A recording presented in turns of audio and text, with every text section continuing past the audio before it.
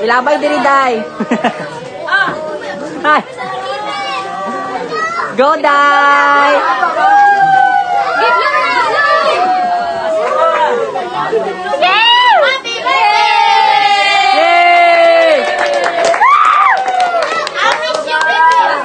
Happy 2024.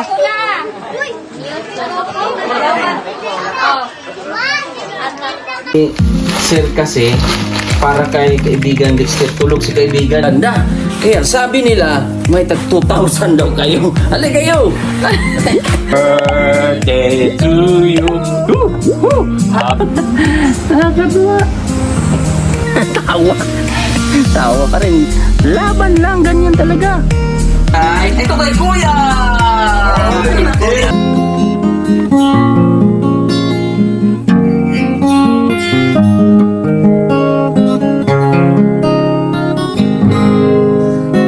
Mula na makilala.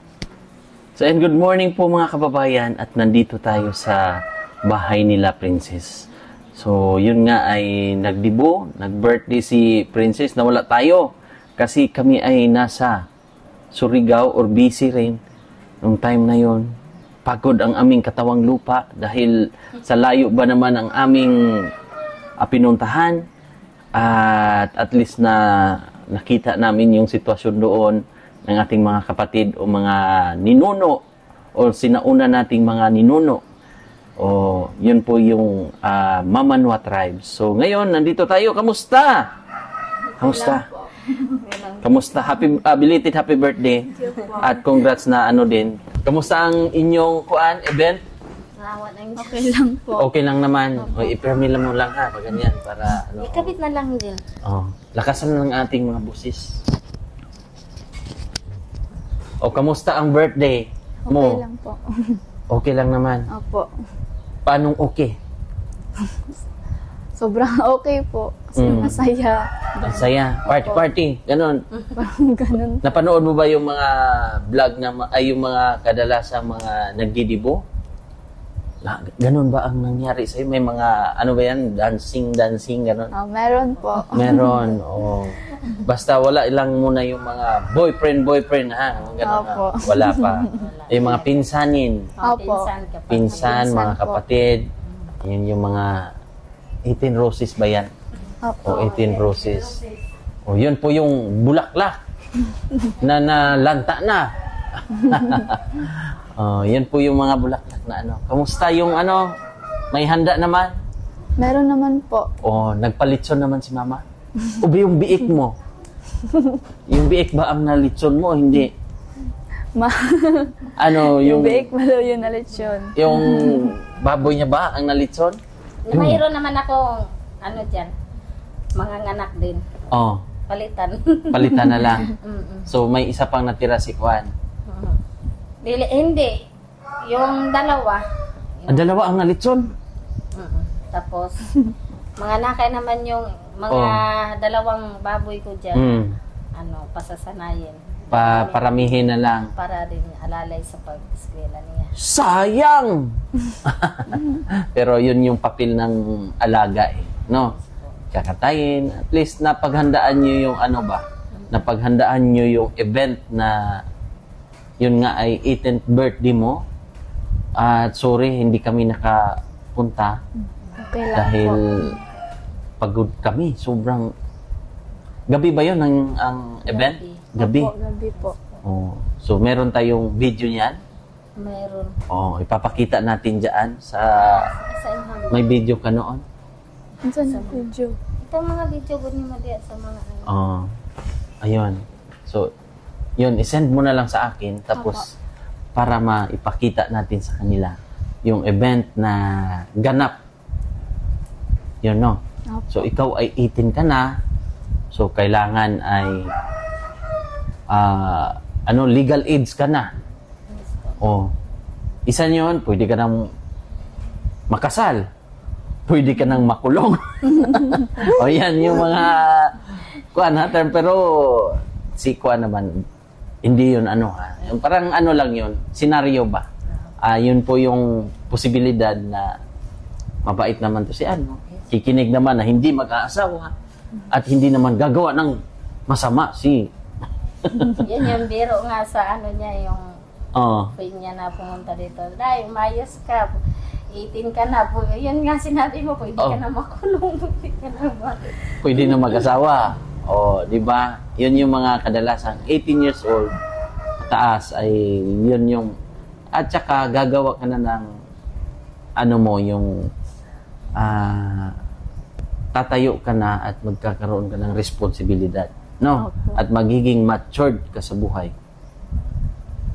Alam kong matured ka naman, aasahan sa pamilya, di ba? Opo. Oh. Anong pangako mo sa ating mga viewers? Anong masasabi mo sa kanila? Lalong-lalo na 18 ka na. Ano po, pangako ko po na pagsisikapan ko pong mag-aral ng mabuti po para po mapatunayan po sa lahat na ano po, na kaya ko rin po kahit po mahirap yung buhay. Magsisikap po ako para makatulong po sa pamilya ko po. At hindi ko po sasayangin yung mga opportunity po na dumarating sa akin po. At maraming salamat po sa mga pagsubaybay nyo po sa amin, lalo na po kay Mang Ellie po. Maraming salamat po sa inyo lahat. Lalong-lalo ng ating mga sponsor. Opo, sa mga sponsors po. Dahil kung hindi sa kanila, hindi rin natin matamasa yung kahit papano ay yung kaluwagan sa buhay pa. Opo. Di ba? Lalong-lalo na sila Sir Efren, Ate Alori, Tita Jeannie, at marami pang iba. Opo. Tita Chona, Kay Sir Tata. Sir Tata na pumunta dito, ano din, di ba? Ng pang-dibo mo, Opo. di ba? Malaking tulong. Malaking tulong din yon na panggasto sa pang mga Ricardo. Ricardo. Yun nga po. Mahal ang mga Ricardo ngayon. Mag-birthday ka na may 5,000 ka. Ricardo pa lang yan ay kulang na. Sobrang mahal ng bilihin. Pero dahil meron tayong mabutihing mga sponsor, ay sa awa ng Panginoon ay nakaraos din. At mabuti sa kanila ay na sila ng pipapig ba? Pinaghandaan. Yun yung maganda kaysa malayo pa lang pinaghandaan na. Very good yan. Yun yung mga good idea. No? So, anong masasabi mo ate kay Kuan Princess? Yan lang din masasabi ko sa kanya na mag-aaral siya mabuti, na hindi siya magbarkada muna, hindi din mag-uyab-uyab muna, mag-boyfriend, kumbaga. Ayusin niya pag-aaral niya para makatulong naman sa sarili niya, unang-una. Tsaka pangalawa, may tulong siya sa amin. Okay na rin kasi mag-aral siya mabuti para lang din naman yun sa kanya. Halimbawa, magkapamilya siya. Sa kanila naman yun, hindi naman yun sa amin. Kaya yun ang masasabi ko talaga sa kanya, mag-aral talaga siya muna. Kasi nandito naman kami, gagabay sa kanya. Hindi naman namin siya pababayaan. Hanggat kaya namin ni Papa niya, paaralin, mag-aral muna siya ng mabuti. Dito lang kami, sumusuporta sa kanya. Best friend ko to na anak ko. Para na kami mag-best friend, mag-banding, palagi kami kasama niya. Kung aalis niya, hindi pwede na. Kaya kagaya kahapon. Ikaw na lang unang punta dito. Kasi yung bahay nga, simula nung naghanda kami, wala pang ayos, wala pang kalat pa. Masama lang tayo. Hindi naman hindi niya kaya. Gusto lang niya na kasama kami. Magkasama kami dalawa. Kaya naman kami, magkasama kahit dito nga sa bahay. Mag-best friend. Parang best friend ko na anak mo. Kasi kayo lang din Kami lang talaga. Wala namang magkulitan kami dalawa rito. Minsan, sasali din yung papa niya. Ganun lang naman. Wala, kasi yan lang talaga ipayo ko sa kanya na mag-aral siya mabuti. Hindi naman din yan para sa amin. Para sa kanya, magka-pamilya siya, magkasarili siya.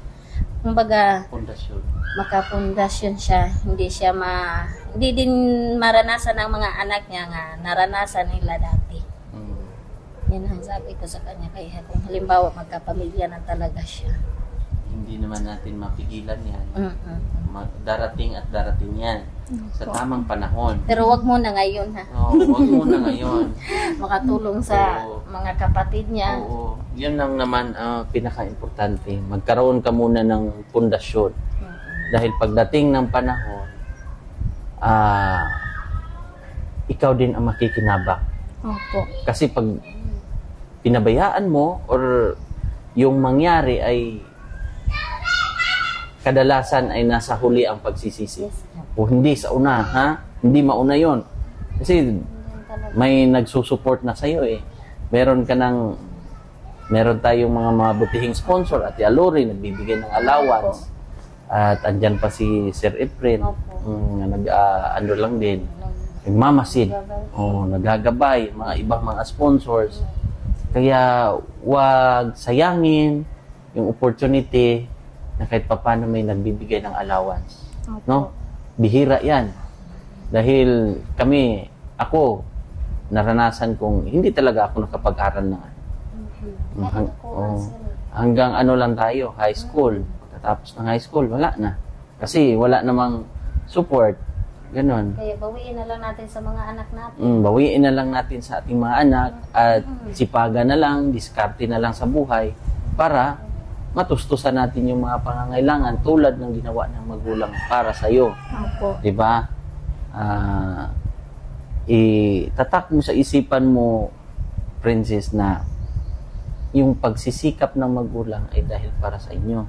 Pag nadismaya or na-failed ka, failed din sila. Kaya gawin mong inspirasyon yung paghihirap ng magulang mo, paghihirap ng pamilya para ikaw na lang or sino man sa mga kapatid mo ang gustong mag-aral at nagkaroon ka ng magandang buhay, doon na mag-uumpisa yung pag-angat ng lahat. Sunod-sunod na yun. Opo. Kasi kung nagkamali ka, kailangan mahirap na rin yung lalo na pag magkaroon ka ng boyfriend, mabuntis na, mag-aasawa na, magbabantay na ng ano. Ang responsibilidad niyan or yung pag-focus mo doon na sa mga anak, pamilya. Isa talaga yan. Oo. Isa talaga yan. Palagi sinasabi ko sa kanya, huwag mo na. Darating naman yan. Darating yan. So ngayon, mag-aral ka muna. Ganun talaga, itatak mo talaga sa isipan mo. Opo. Dahil ang pag-asawa, ibibigay ni Lord yan. Bibigay ng Panginoon yan. Pero sa tamang panahon, tamang tao. Pero pag minadali mo, matatalisod ka. Yeah. Kakaroon ka ng maling paraan o maling nagawa. Di ba? Dahil isipin mo, si papa mo ngayon, saan si papa mo? Nasa uma po. Nasa uma. So, anong ginawa doon?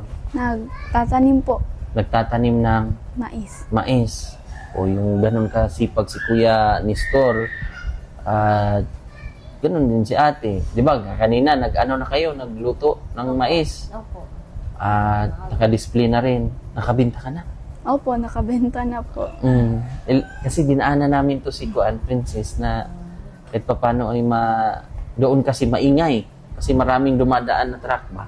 So, hindi natin ma-interview. At least nakaraos din sa birthday o sa 18th birthday mo, sa dibo mo. Hindi man kasing bongga ng mga bonggang basta importante. Nakaraos kayo. Opo. At maipapakita din natin sa ating mga viewers na gano'n ang simpleng buhay. Simpleng selebrasyon. Si Mrs. yata, nakaranas ka rin ng gano'n? Hindi. Si Mrs. hindi nakaranas. Ako din, hindi rin ako nakaranas yung 21. Dibo rin, di ba? Yung mga tawag. Simple lang kami. Basta para sa mga anak ko. Gagawin mo. Ginagawa ko talaga sa kanila. Tama Sa yun. mga anak ko. May Kasi, may pang-tuition ka na? Meron na po. Oh, may Meron na. naipon naman. Naipon na po. Itong pera niya, hindi ko naman yung dinala Oo. yung para sa kanya. Para lang talaga yun sa kanya. Kasi May mga kita naman kami ng tinda. Tapos tinda ng mais. yung allowance din na Oo. binigay ni. Tago mo lang, isekreto mo lang yan, ha? Opo. Baka umabot na ng 1.m yan. Oo. Ay, pang ano mo yan, pang tustos. Diba? So, meron din dito, nagpadala rin si Sir Efren ng 10,000 sa pag-aaral mo raw. Opo. Dagdag ito. 1, 2, 3, 4, 5, 6, 7, 8, 9, 10. 10,000. Galing Thank kay you Sir po. Efren. Tita Jeannie. Opo. Oh, di ba? At ito pa kay Ate Alore. Oh, meron dito. 1, 2, 3, 4, 5,500, 600, 700. Tapos, 5,702. So, wala kaming utang ha. Meron na itong 5 ha. Oh, ayan. Thank you po. May 5 piso dyan. So, thank you. Maraming salamat po Sir Efren and Tita Jenny po. Malaking tulong po to sa pag-aaral ko po. At Ate Alori po sa walang sawang pagsubaybay po at pagsuporta po sa pag-aaral ko. Maraming salamat po sa inyo. Basta tuloy-tuloy lang ha. Tuloy-tuloy lang ang buhay at magiging malapit din sa Panginoon. Opo. Yan din. Yun yung magiging isang pundasyon din sa pamilya. Oh. At malapit lang sa pamilya din dahil hindi magiging masaya or hindi magiging strong ang isang tao kung wala tayong pundasyon sa pamilya. Isa talaga pundasyon sa pamilya na ang isang pundasyon sa pamilya talaga na buo kayo kahit wala kayong kumbaga gipit kayo, ang imuhang suporta sa imuhang pamilya, ang imong pagpamamahal sa imuhang pamilya, suporta lang, buo pa rin na yung kahit wala kayo, at least masaya lang kayo sa buong bahay ba, magkakasama kayo, walang nagkakasakit, kahit wala. Sabi ko sa kanya, kahit mahirap tayo, basta yan lang ang hinihingi ko sa Panginoon, sa Diyos na buo lang ang pamilya ko, magkakain lang tayo 3 beses sa isang araw. Masaya na ako, basta kumbaga, ano ba yung malipayon ako na matuwa Masaya ako, ka. masaya ako na buo lang ang pamilya ko nga nandito sa loob ng bahay.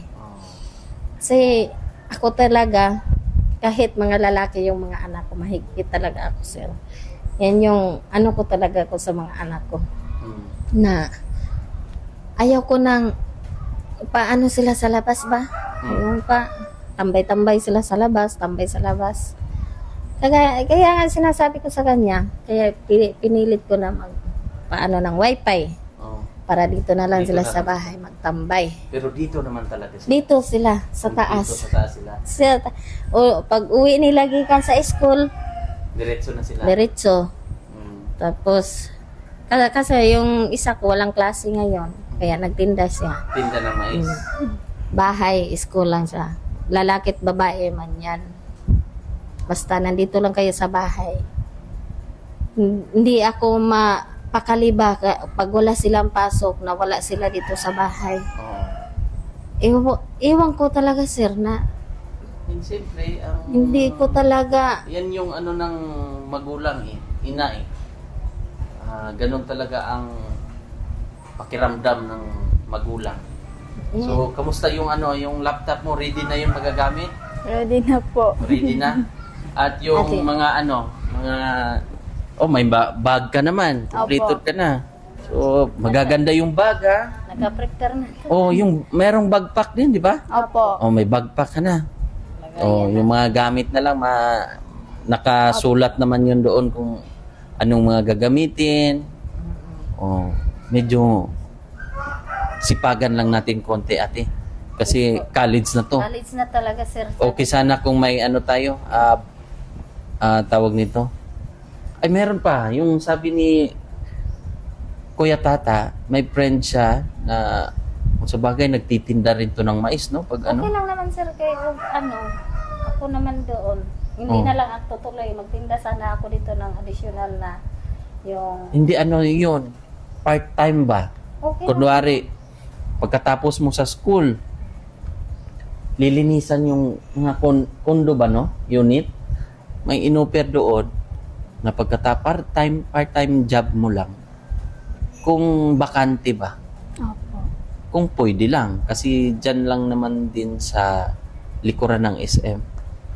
Ewan ko, kaya ba to sir? Oo, pero pag-isipan muna natin, Trabaho. kasi alam mo naman natin na malayo-layo din yung school.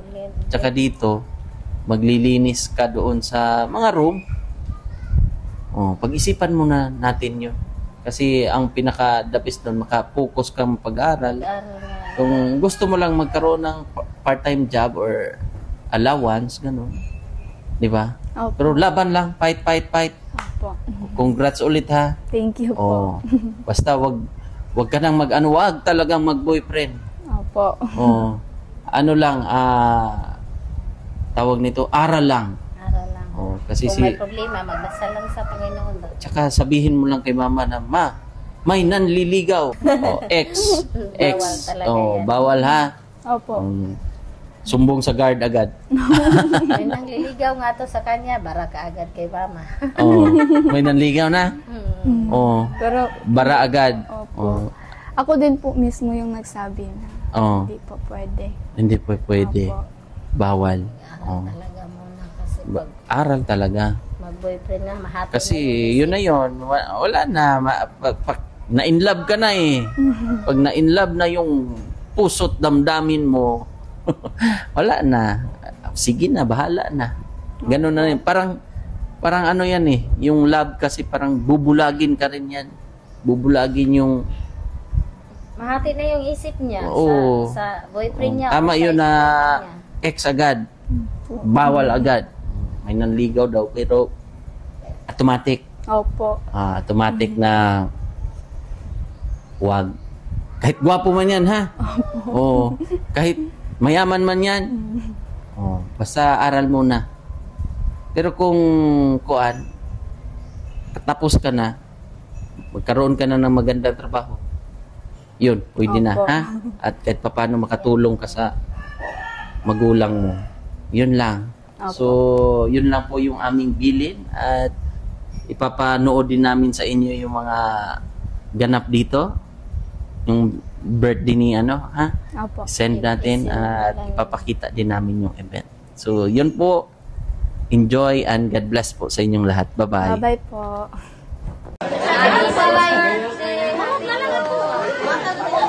Ilabay diri day. Hi. Go day.